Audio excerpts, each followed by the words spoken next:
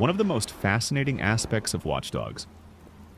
One is how the game positions technology as a character in its own right, not just a gameplay mechanic.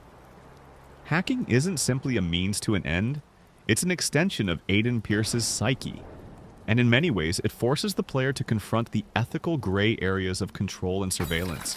From the very beginning, every device Aiden manipulates, traffic lights, security cameras, personal phones, even ATMs, serves as a lens into someone else's life.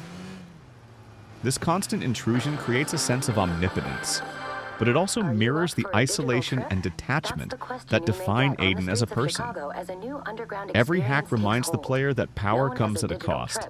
The more you observe, the more you see how fragile and flawed human lives are. The profiler system is particularly striking because it doesn't just serve as a tutorial or a tool for collecting side missions. It's a commentary on judgment itself. Scanning civilians reveals their secrets, addictions, and potential for violence, reducing complex people into data points. This mechanic reinforces the game's moral ambiguity.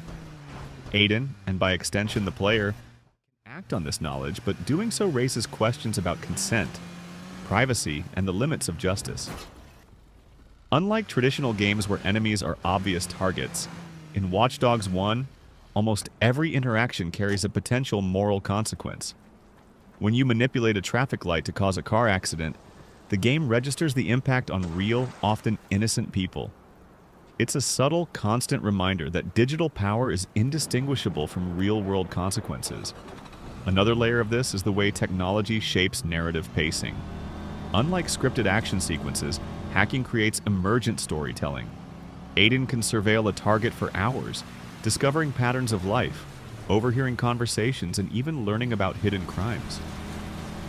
These moments feel organic, and they reinforce the sense that the city is alive and reactive, but they also make the player complicit in a kind of digital omniscience. The city becomes a mirror, reflecting both Aiden's obsessive control and the player's willingness to exploit information without considering the human cost.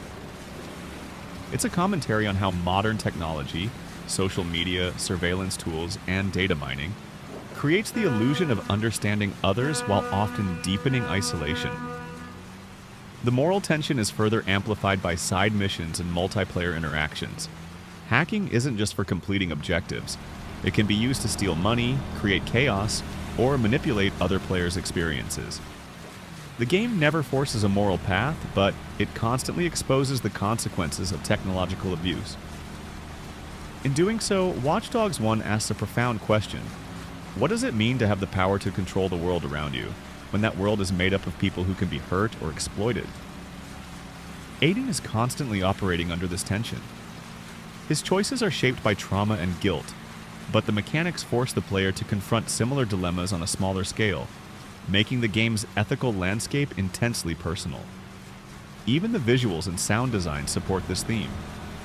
The constant beeps of incoming data,